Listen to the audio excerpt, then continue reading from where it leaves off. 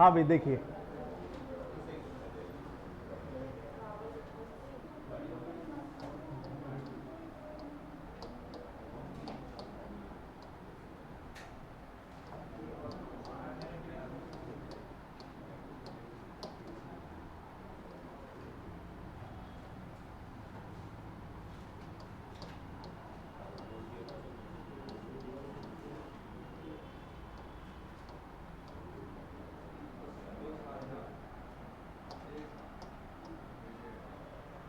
रावल रतन सिंह।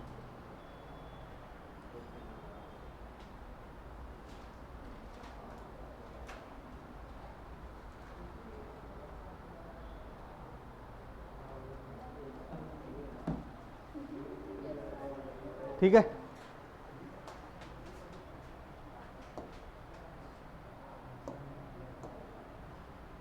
एक तो रावल शाखा का अंतिम शासक है,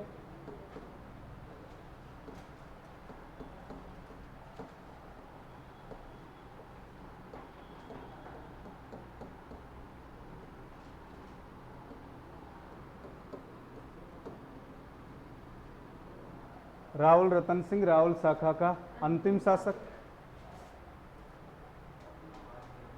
और यदि हम रावल शाखा की बात करें,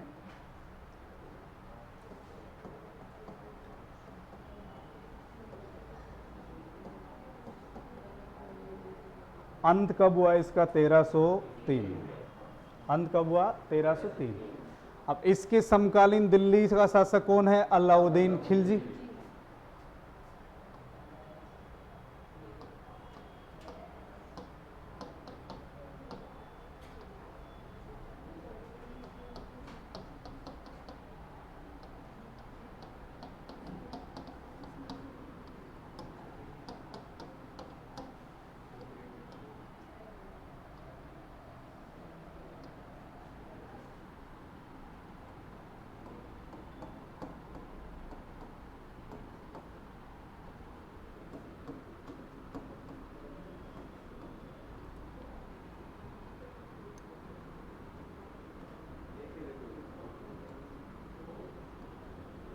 बारह सौ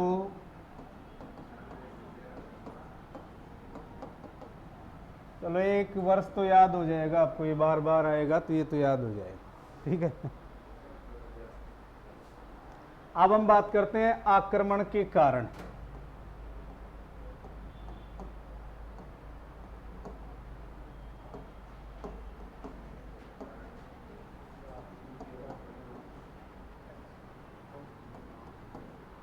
भाई इसने चित्तौड़ पर आक्रमण किया, उसके कुछ कारण हैं, वो कारण देखिए।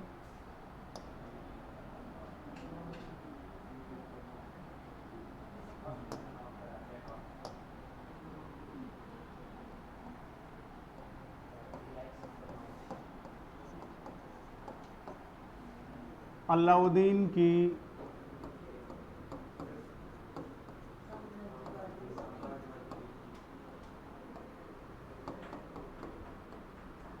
इसकी साम्राज्यवादी नीति 1294 से ही शुरू हो चुकी है, जब ये शासक नहीं था। समझिए इन चीजों को आराम से। इसकी जो साम्राज्यवादी नीति है, यदि हम इसकी बात करें, जब ये शासक नहीं था, यानी इसके चाचा का शासन था जलालुद्दीन खिलजी का, उसी समय से साम्राज्यवादी नीति शुरू हो चुकी है। 1294 में देवगिरी पर आक्रमण किया। जैसे अपन सामान्य बात करें,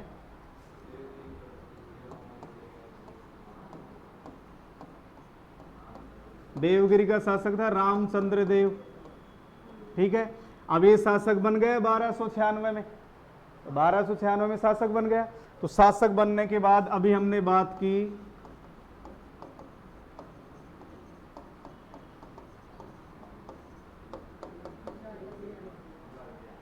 किया गुजरात का अभियान।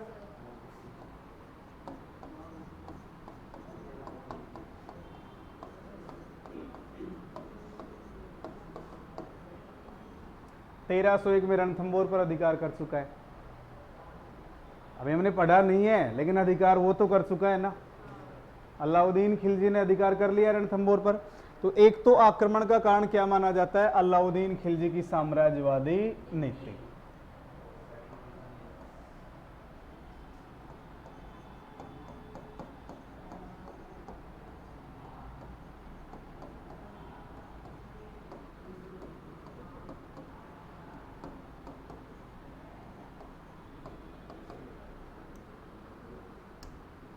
चित्तौड़ दुर्ग का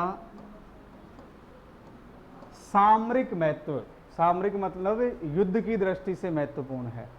तो चित्तौड़ दुर्ग को क्या कहा जाता है? राजस्थान का गौरव कहा जाता है। चित्तौड़ दुर्ग को राजस्थान का गौरव कहा जाता है। और चित्तौड़ दुर्ग के बारे में कहावत प्रचलित है, गढ़ तो गढ़ चित्तौड़गढ़ बाकी सब गढ़ैया। गढ़ तो गढ़ चित्तौड़गढ़ बाकी सब गढ़ैया। ये प्रसिद्ध दुर्ग है राजस्थान का। तो इस दुर्ग का सामरिक महत्व है। यहाँ अधिकार करने के बाद यानी युद्ध की रणनीतियां आसानी से दक्षिण के क्षेत्रों के लिए बनाई जा सकती हैं। तीसरा कारण देखिए,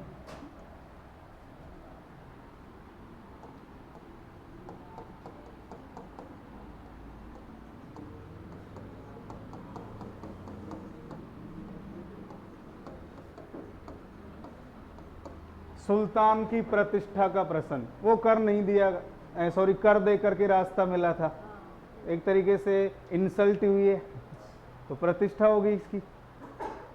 नंबर 4,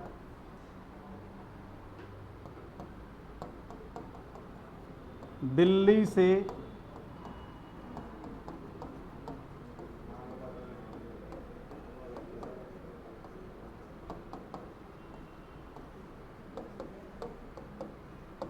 गुजरात जाने का रास्ता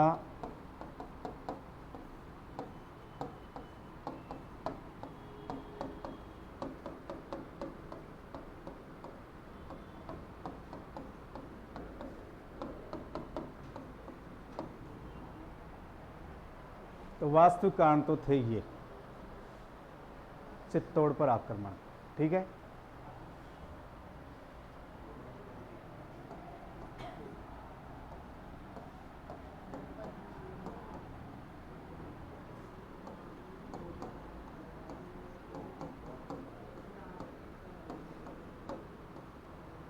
एक कारण ये है जिसे मान्यता नहीं मिली है, पद्मनी को प्राप्त करना।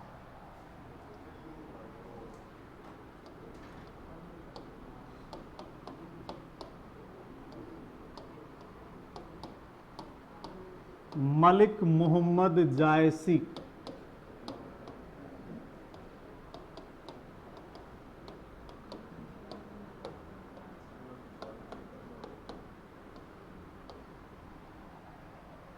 (1540) में इन्होंने पद्मावत की रचना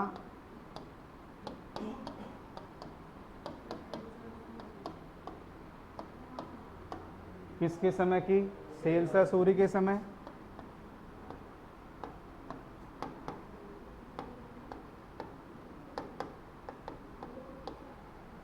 और ये अवधी भाषा में लिखा हुआ है।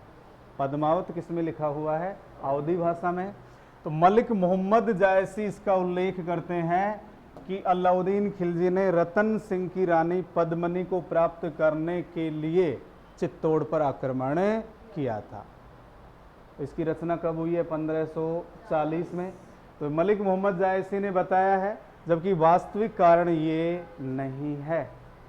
वास्तविक कारण ये नहीं है। वास्तविक जो मैंने कारण बताए वो कारण है। अबे तो क्या है, कहानी बना दी जाती है। अब क्लासों में भी इसको थोड़ा बड़ा चढ़ा करके बता दिया जाता है, बच्चे तालियां बजा लेते हैं, कई क्लासों में सीटी मार लेते हैं पीछे बैठे बैठे इस प्रकार की घटनाओं से, ताकि वास्तव में ऐसी कोई घटना नहीं है, इसे मान्यता नहीं मिली। अब इन्होंने कहानी क्या बताई वो देख लीजिए एक बार। देखो,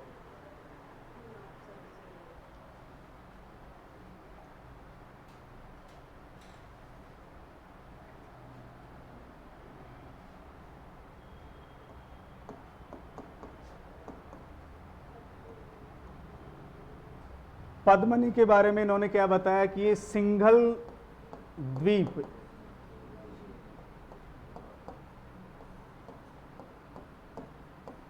यानी श्रीलंका की राजकुमारी है। ठीक है,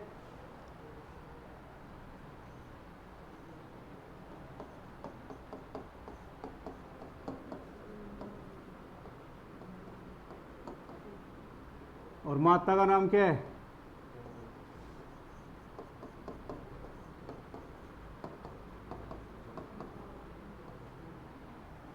पुष्पावती किसकी माता का नाम था?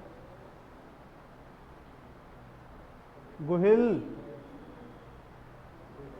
गोहिल की माता का नाम क्या था? पुष्पावती। तो ये बता रहा है कि पद्मनी सिंगल द्वीप के गंधर्व सेन की पुत्री और उसकी माता का नाम क्या था? चंपावती। ठीक है।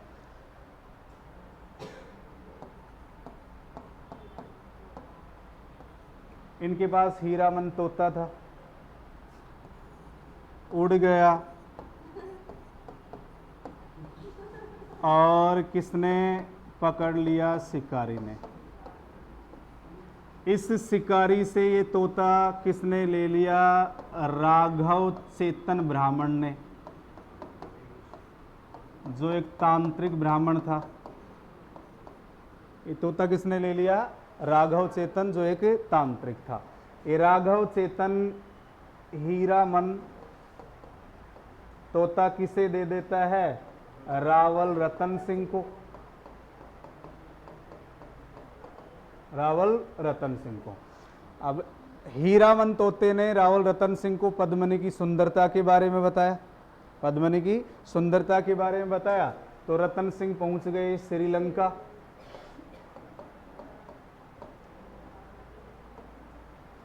जैसे जो मिठाई होती है उसके आसपास मक्खियों का प्रभाव है, इसी प्रकार जयपुर में हॉस्टलों के आसपास भी इस प्रकार की मक्खियों का प्रभाव देखने को मिलता है।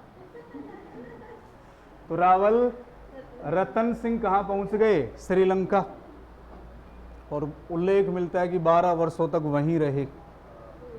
इंतजार किया इन्होंने, 12 वर्ष तपस्या की एक तरीके से। आज समय परिवर्तित हो गया है, आज सब कुछ ही 12 मिनट में होना चाहिए। 12 साल तक इंतजार किया और इसका विवाह हो गया। अभी अब एक तो ये शासक ही 1 वर्ष तक रहे हैं, 1302 से 1303, 12 वर्ष कहाँ से आ गए? जो भी हो गया विवाह। अब ये जो राघव चेतन था ये तांत्रिक था।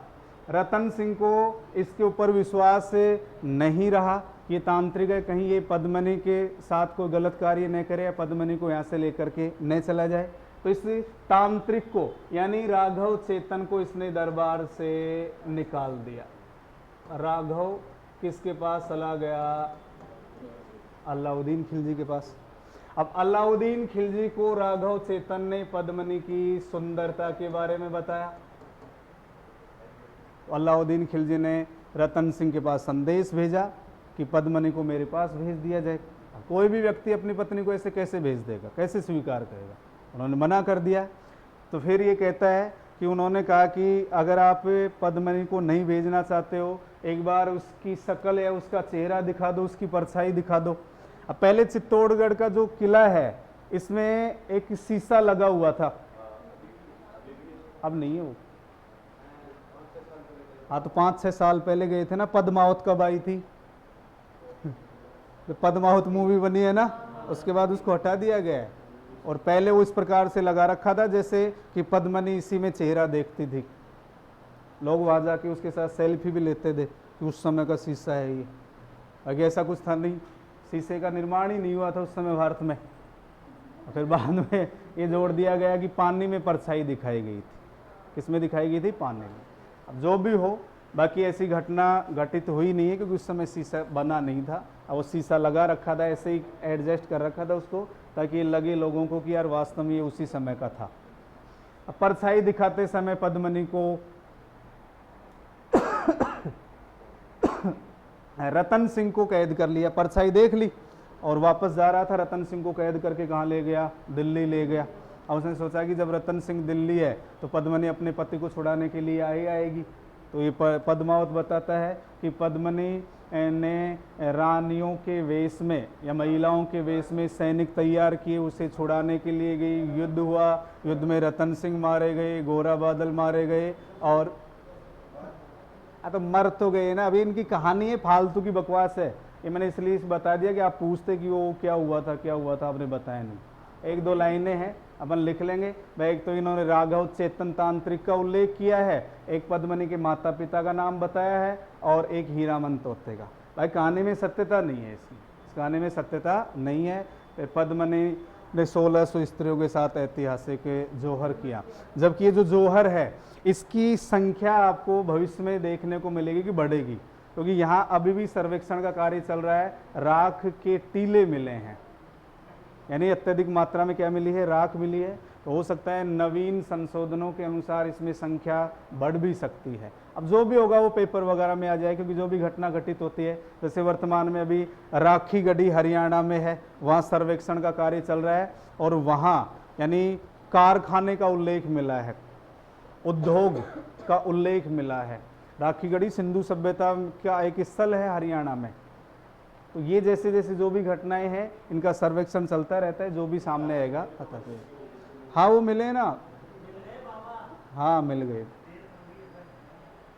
देखो जो भी है, सच कितने दिन छिप सकता है, काठ की हांडी एक बार ही चढ़ती है, सीधी बात।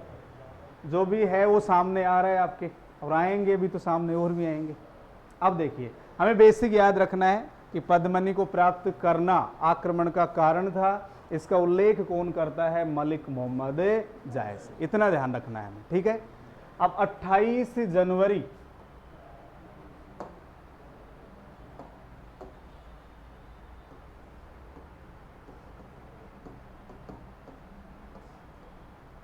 (1303) को अलाउद्दीन खिलजी दिल्ली से रवाना और 26 अगस्त 1303 को इसने कर लिया अधिकार। 26 अगस्त 1303 को, तो लगभग इसने दुर्ग का घेरा 8 माह तक डाले रखा था, 8 माह तक दुर्ग को घेरे रखा था। और इस युद्ध में रतन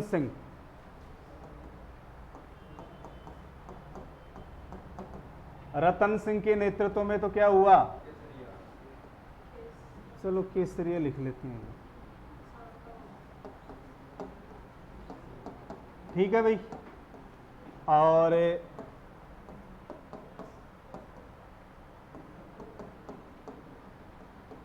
पद्मनी ने 1600 स्त्रियों के साथ चित्तौड़ का प्रथम ऐतिहासिक जोहर किया। प्रथम ऐतिहासिक जोहर किया। और इस युद्ध में गोरा बादल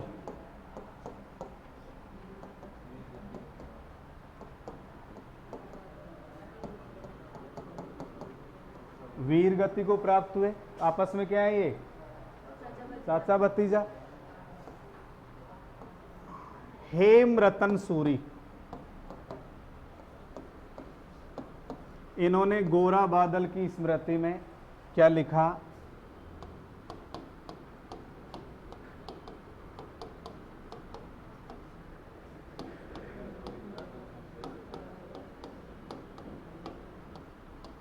गोरा बादल री चौपाई, ध्यान रखना है। गोरा बादल री चौपाई किसने लिखा है, हेम रतन सूरी ने। इस युद्ध में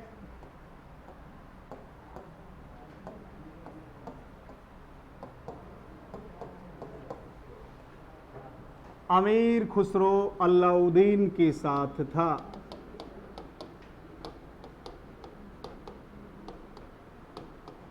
ध्यान रखना है अभी, अमीर खुसरो इस युद्ध के दौरान किसके साथ था, अलाउद्दीन खिलजी के साथ। यदि हम अमीर खुसरो की बात करें, मैं 2 लाइनें बता रहा हूं केवल, वैसे इनका जन्म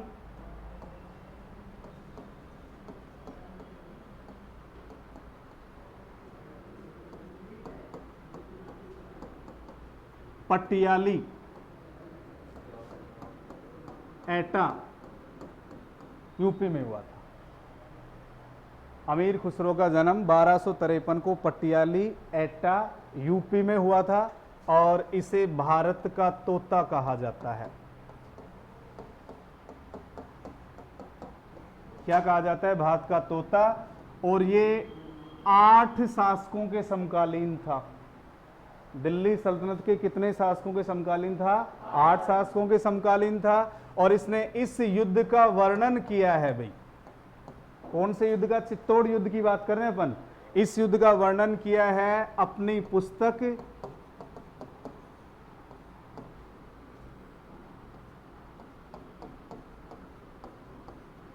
तारीख ए अलाई। चित्तौड़ युद्ध का आंखों देखा वर्णन अमीर खुसरो ने किया है। कौन सी पुस्तक में किया है? तारीख ए अलाई। इसी तारीख ए अलाई को कहा जाता है खजाइन उल फतू।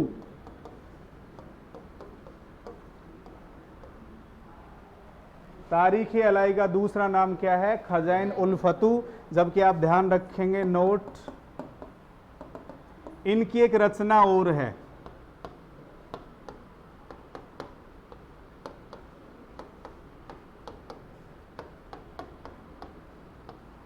मिफ्ता उल फतू।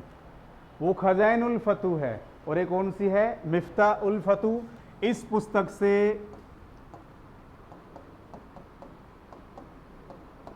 किसके बारे में जानकारी, किसके अभियानों के बारे में जानकारी मिलती है?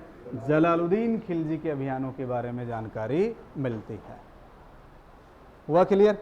खजाइन उल फतू अथवा तारीख अलाई से चित्तौड़ अभियान की जानकारी मिलती है, जबकि मिफ्ता उल फतू से हमें किसके अभियान की जानकारी मिलती है? जलालुद्दीन खिलजी। तो चित्तौड़ युद्ध का आंखों देखा वर्णन किसने किया है? अमीर खुसरो ने किया है। किसने किया है? अमीर खुसरो। और अमीर खुसरो, बस इतना ही याद रखना आप,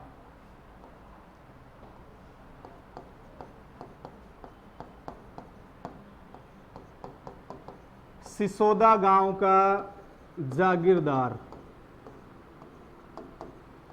जिसका नाम था लक्ष्मण सिंह, ये रतन सिंह का साथ दे रहा है युद्ध में, और रतन सिंह का साथ देते हुए अपने 7 पुत्रों सहित वीर गति को प्राप्त हुए थे।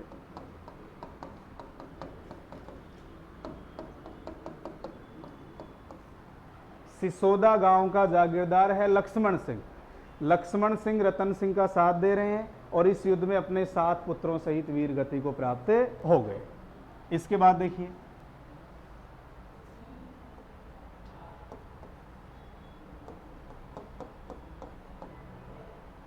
चित्तौड़ का नाम बदलकर क्या रखा गया?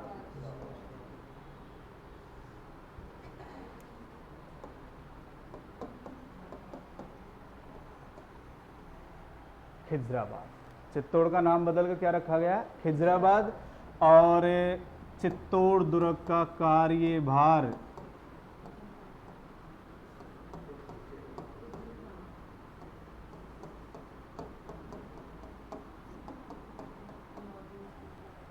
ये अलाउद्दीन खिलजी का पुत्र था, इसे चित्तौड़ दुर्ग का कार्यभार सौंप दिया गया।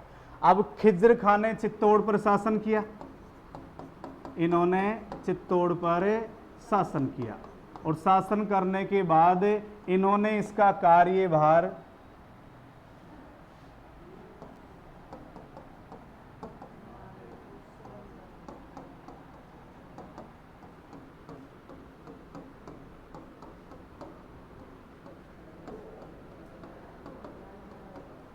मालदेव चौहान को सौंप दिया।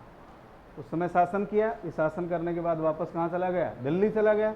उसके बाद इसका कार्यभार किसको सौंपा? मालदेव चौहान। ये मालदेव चौहान कानड़देव चौहान का भाई है।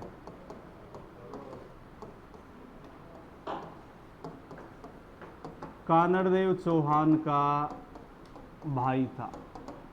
मालदेव चौहान किसका भाई है? कानड़देव चौहान का। और इसे क्या कहा जाता है मालदेव चौहान को? मूछा वाला महादेव, मालदेव, मूछाला मालदेव कहा जाता है इसे। बड़ी बड़ी मूछ रखता था।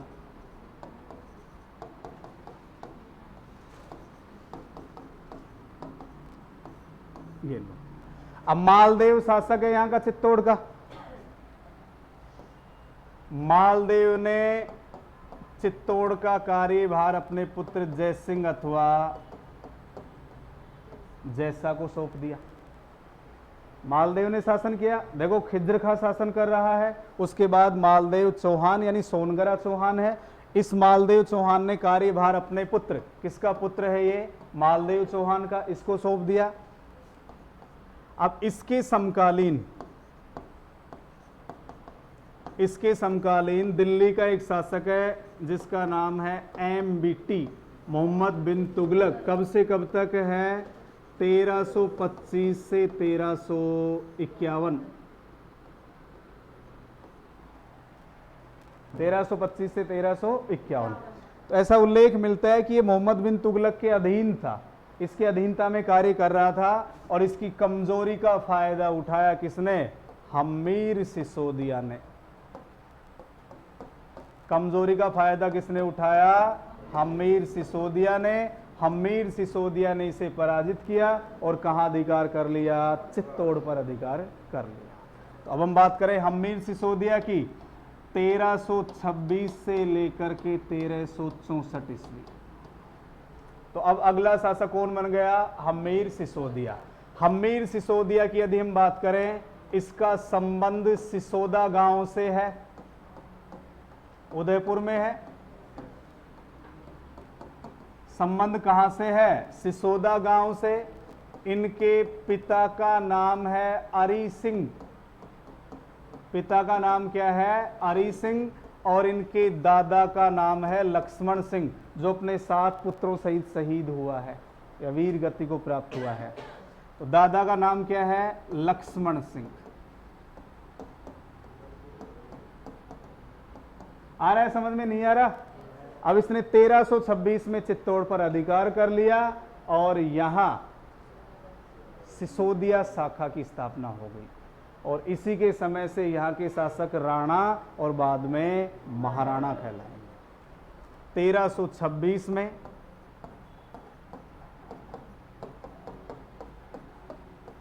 चित्तौड़ पर अधिकार किया।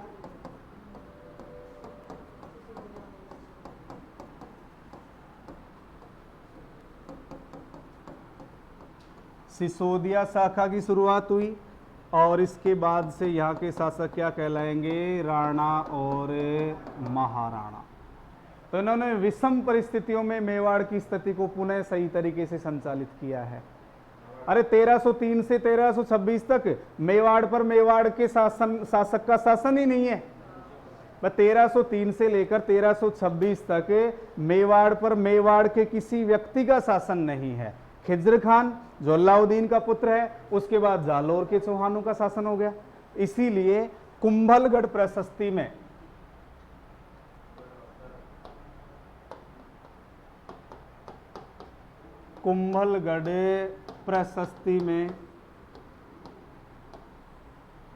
इन्हें कहा गया विषम घाटी पंचानन। कुंभलगढ़ प्रशस्ति में इन्हें क्या कहा गया, विषम घाटी पंचानन, यानी विषम परिस्थितियों में मेवाड़ की स्थिति को पुनः संचालित किया, युद्ध के माध्यम से संचालित किया। इसीलिए इन्हें क्या कहा गया, विषम घाटी पंचानन। इसी प्रकार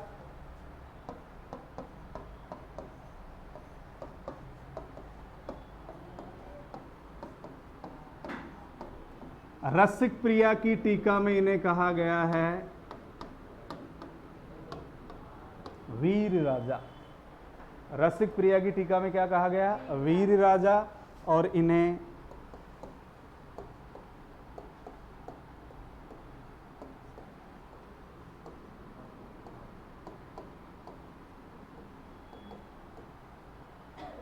मेवाड़ का उद्धारक भी कहा जाता है। इन्हें मेवाड़ का उद्धारक कहा जाता है। इसी प्रकार इन्होंने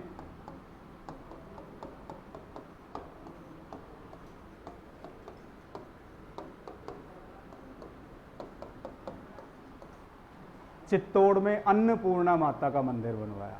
हम्मीर सिसोदिया ने चित्तौड़ में अन्नपूर्णा माता का मंदिर बनवाया। और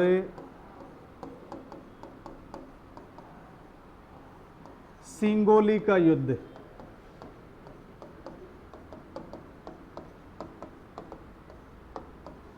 गिंगोली अलग है, मैं पहले बता चुका हूं आपको। कि सिंगोली अलग है, गिंगोली अलग है। गिंगोली पर्वतसर नागौर, गिंगोली पर्वतसर नागौर और सिंगोली बांसवाड़ा। सिंगोली कहाँ है? बांसवाड़ा। यहां इसने मोहम्मद बिन तुगलक की सेना को पराजित कर दिया। मोहम्मद बिन तुगलक की सेना को कहां पराजित किया? सिंगोली के युद्ध में। कहां पराजित किया? सिंगोली। अब इसके बाद यहां का एक शासक बनता है प्रसिद्ध शासक की यदि हम बात करें, राणा लाखा अथवा लक्ष्य सिंह। कौन होगा? राणा लाखा अथवा लक्ष्य सिंह। एक बार ये नोट कर लेते हैं, नहीं फिर वो ज्यादा हो जाएगा, क्योंकि नोट ही हो पाएगा।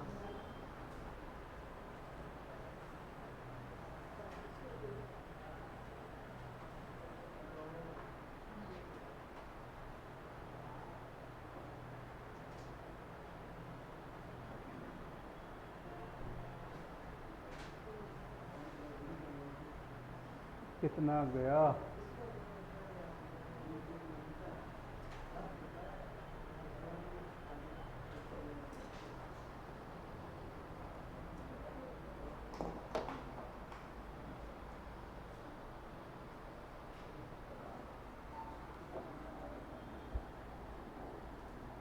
लिख सकते हो क्या यहां तक? रावल शाखा का अंतिम, मैं बोल रहा हूं लिख लीजिए आप। रावल शाखा का अंतिम शासक था। रावल शाखा का अंत 1303 में हुआ।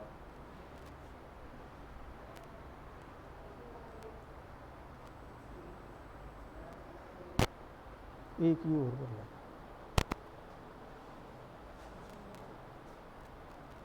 रावल शाखा का अंत 1303 में हुआ। ठीक है, अब लिखिए समकालीन दिल्ली सल्तनत का शासक कौन है? अलाउद्दीन खिलजी।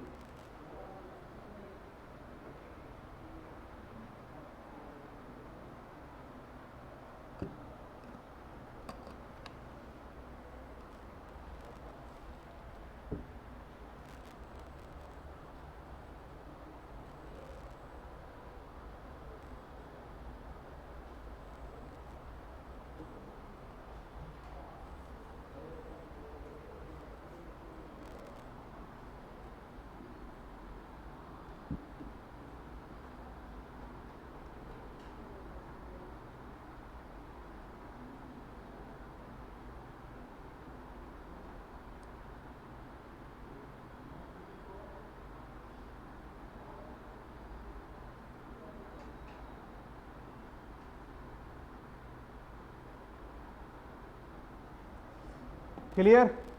आक्रमण के कारण लिखिए भाई।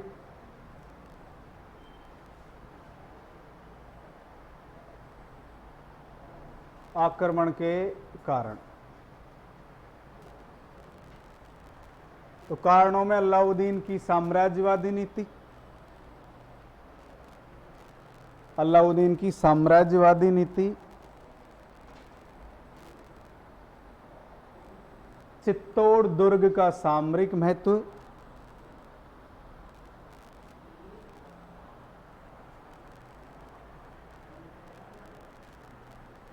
अलाउद्दीन की साम्राज्यवादी नीति, चित्तौड़ दुर्ग का सामरिक महत्व,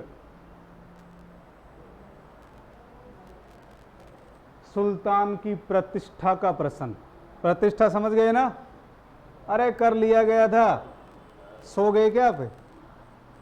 जग रहे हो? या युद्ध हो रहा है आप सो रहे हो? तो युद्ध के समय सोएगा सर कटेगा, सीधी सी बात है। आप ऐसे एक्टिव रहो कि आप भी सेना का एक हिस्सा हो, और कभी भी आपके ऊपर आक्रमण हो सकता है, आप भी बदले में आक्रमण करने की संभावना रखो। चौथा कारण क्या है? दिल्ली से मालवा व गुजरात जाने का रास्ता मेवाड़ से गुजरता है।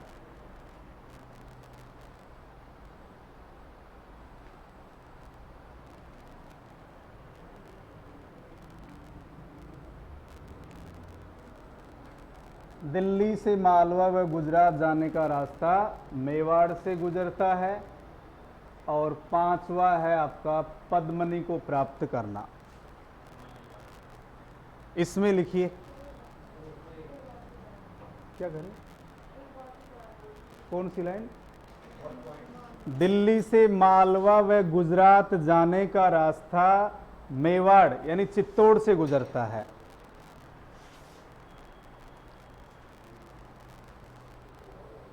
दिल्ली से मालवा व गुजरात जाने का रास्ता मेवाड़ या चित्तौड़ से गुजरता है। ठीक है, अगला कारण लिखिए पद्मनी को प्राप्त करना।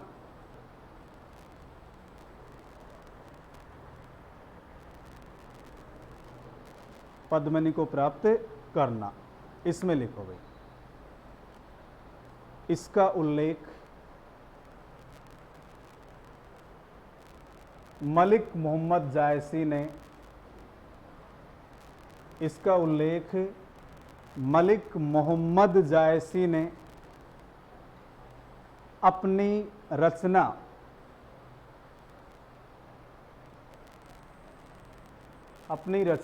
पद्मावत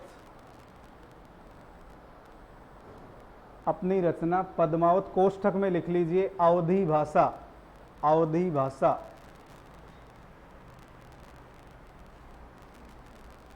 में किया है। अवधी भाषा में किया है।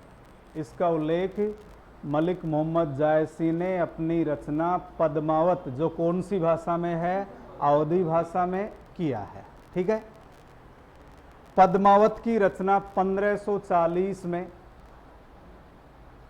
पद्मावत की रचना 1540 में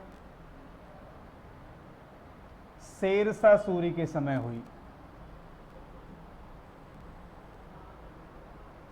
पद्मावत की रचना 1540 में शेरशाह सूरी के समय हुई। क्लियर है यहां तक? अब लिखिए पद्मावत के अनुसार, लाइन चेंज करके लिखो, पद्मावत के अनुसार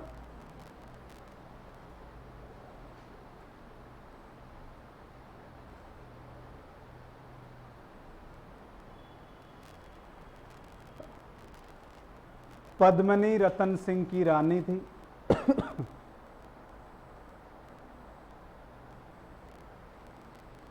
पद्मनी रतन सिंह की रानी थी, जो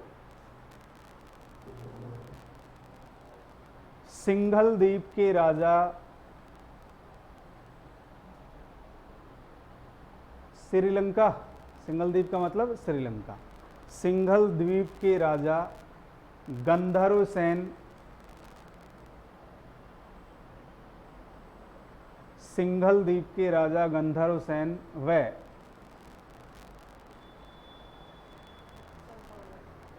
चंपावती की पुत्री थी।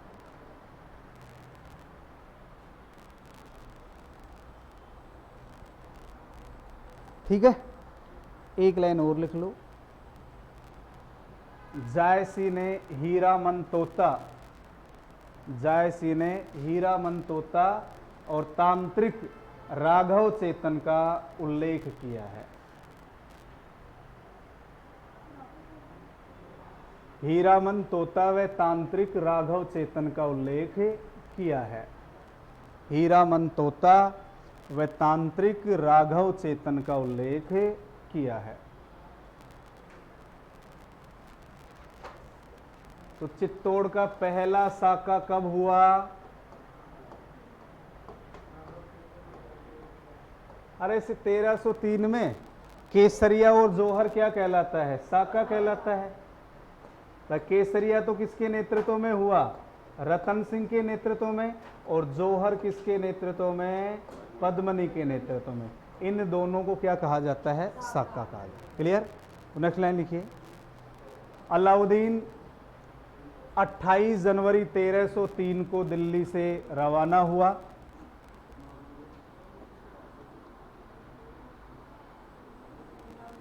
अट्ठाईस जनवरी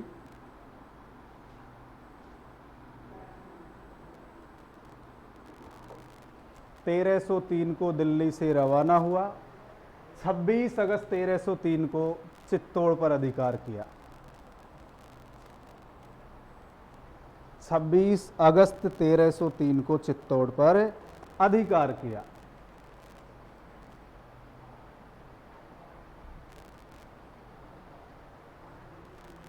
चित्तौड़ पर अधिकार किया तो उसने लगभग चित्तौड़ दुर्ग को कितने माह तक घेरे रखा? 8 माह तक। लिखिए, लगभग 8 माह तक चित्तौड़ दुर्ग को घेरे रखा था।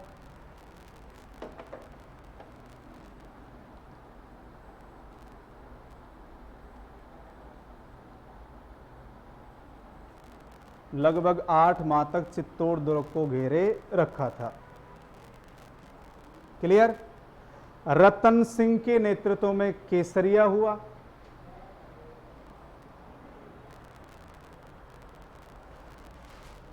रतन सिंह के नेतृत्व में केसरिया हुआ।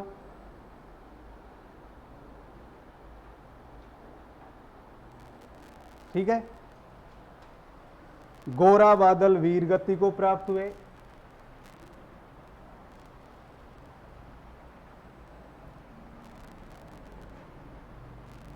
गोरा बादल वीरगति को प्राप्त हुए। गोरा बादल वीरगति को प्राप्त हुए। हेमरतन सूरी ने गोरा बादलरी चौपाई की रचना की। हेमरतन सूरी लिखा हुआ है, देखो ये रहा। हेमरतन सूरी ने गोरा बादलरी चौपाई की रचना की। हेमरतन सूरी ने गोरा बादलरी चौपाई की रचना की।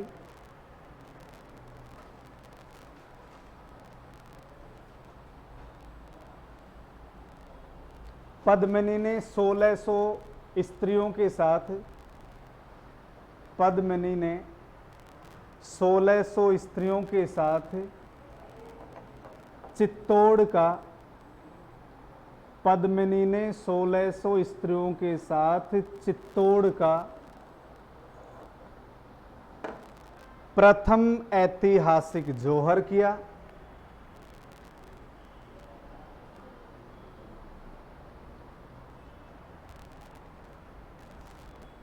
एक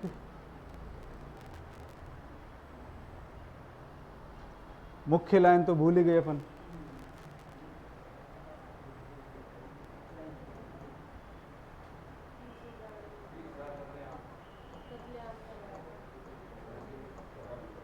इन लोगों का बहुत ही महान कार्य था खुद के दृष्टिकोण से, बाकी हमारे दृष्टिकोण से नीचता भरा और कुत्सित कार्य है ये। क्योंकि आप देख लीजिए, जितने भी हिंदू शासक होंगे उन्होंने आक्रमण किए हैं, युद्ध लड़े हैं, तो इस प्रकार की हिंसा का उन्होंने प्रदर्शन नहीं किया है। ऐसे बाबर की बात करें अपनी, बाबर ने खानवा के युद्ध में विजयी होकर हिंदुओं का सिर कटवा करके एक मीनार का निर्माण करवा दिया था। तो ये लोग हिंदुओं को काफिर कहते थे। हिंदुओं को क्या कहा जाता था? काफिर कहा जाता था। और युद्ध में विजयी होने के बाद कत्लेआम इनके लिए एक आम बात थी। तो यहाँ 30,000 हिंदुओं का कत्लेआम करवाया गया। ये भारत देश है जहाँ औरंगजेब जैसे घटिया शासक की मजार पर चले जाते हैं लोग। अकबरुद्दीन ओवैसी, जबकि ये लोग विदेशी हैं। अरे औरंगजेब वगैरह भारत के हैं क्या? मूल भारत के हैं क्या? ये विदेशी हैं, लेकिन ये भारत देश है। भारत महान है, क्योंकि भारत के बारे में एक डार्डवेल नामक विद्वान था। उन्होंने क्या कहा था कि भारत उस महासमुद्र के समान है जिसमें अनेक नदियां आकर के विलीन हो जाती हैं। तो यहाँ सब कुछ संभव है। चलो हो गया जोहर। हाँ, ये लिखेंगे ना, लिखेंगे अपन। अभी तो अगली लाइन लिखो आप। 1303 में चित्तौड़ का प्रथम साका हुआ। 1303 में चित्तौड़ का प्रथम साका हुआ। तो साका समझ गए ना? केसरिया और जोहर दोनों को, यानी एक ज्वाइंट रूप में या सम्मिलित रूप से क्या कहा जाता है, शाखा कहा जाता है। भाई चित्तौड़ के 3 शाखे होंगे, चित्तौड़ के 3 शाखे, रतन सिंह पद्मनी, रतन सिंह पद्मनी। उसके बाद यदि हम बात करें कर्मावती, और उसका पुत्र शासक था विक्रमादित्य। और तीसरा उदय सिंह, और उदय सिंह के समय जौहर किसके नेतृत्व में हुआ था? उदय सिंह के सेनापति थे जयमल और फत्ता। फत्ता की पत्नी थी फूल कंवर। फत्ता की पत्नी कौन थी? फूल कंवर। तो 3 जौहर, 3 साके और 3 केसरिया कहाँ हुए हैं? चित्तौड़ में। आपने पढ़ लिया होगा, सर ने चित्तौड़ दुर्ग पढ़ाया होगा तब आपको। क्या लिखा लास्ट? प्रथम शाखा हो गया।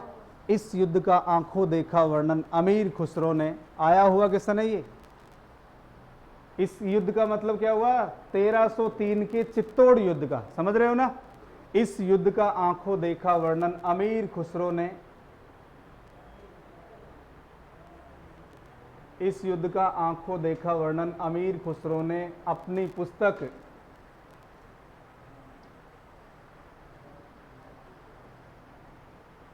तारीख ए अलाई अथवा खजैन उल फतू में किया है।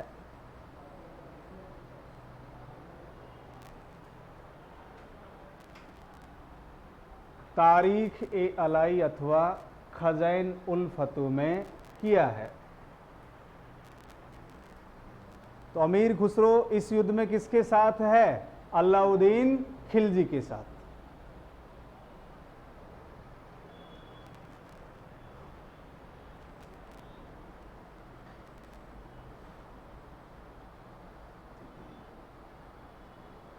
क्लियर? इसके बाद लिखिए, सिसोदा गांव का जागीरदार।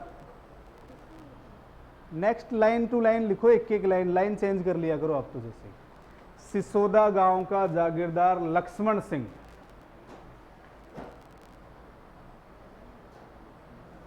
अपने 7 पुत्रों सहित वीरगति को प्राप्त हुए। अपने 7 पुत्रों सहित वीरगति को प्राप्त हुए।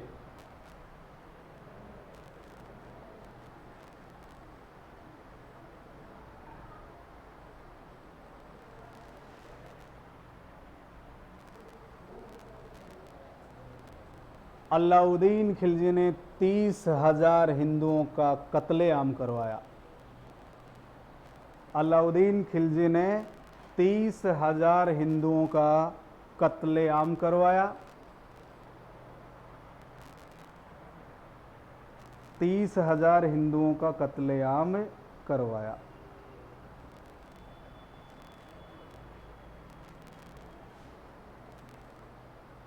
हो गया कत्ल। चित्तौड़ दुर्ग का नाम बदलकर खिजराबाद रखा गया।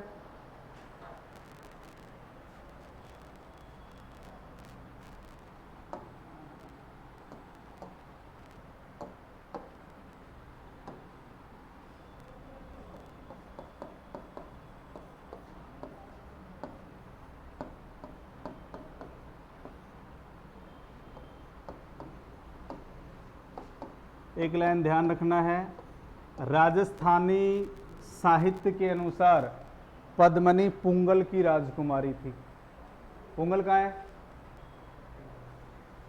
बीकानेर या जैसलमेर? तो ध्यान रखना है, राजस्थानी साहित्य के अनुसार पद्मनी का संबंध कहां से था? पुंगल से था। लिख लीजिए नोट डाल के लाइन। राजस्थानी साहित्य के अनुसार पद्मनी पुंगल की राजकुमारी थी।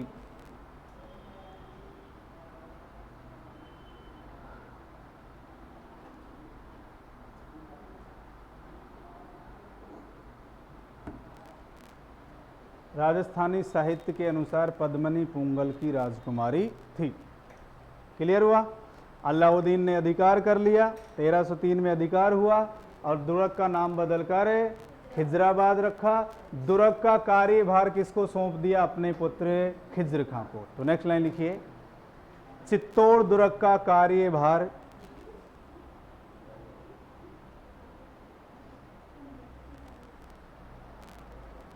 चित्तौड़ दुर्ग का कार्यभार अपने पुत्र खिज्र खान को सौंप दिया।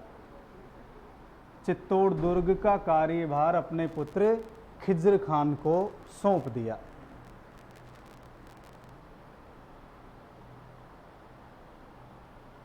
ठीक है, ये 2 लाइनें और हैं, ये लिख लेते हैं अपन। खिज्र खान ने मालदेव सोनगरा को, मालदेव सोनगरा ने अपने पुत्र जय सिंह को। 2 लाइनें हैं, ये लिख लीजिए।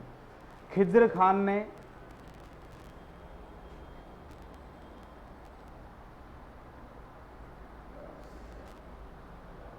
कानरदेव चौहान के भाई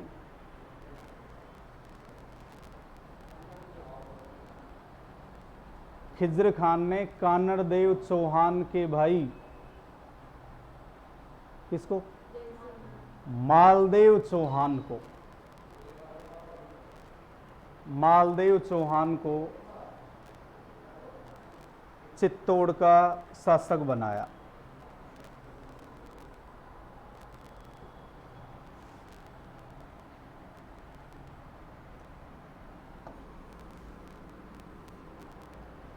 ये लाइन लिखो।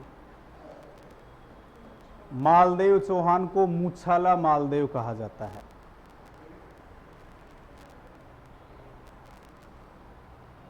मालदेव चौहान को मूछाला मालदेव कहा जाता है।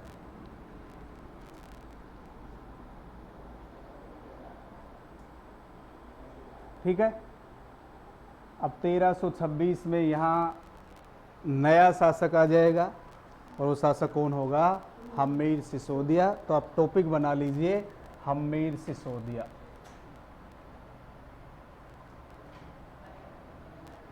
हम्मीर सिसोदिया। और इनका शासनकाल क्या है? 1326 से 1364।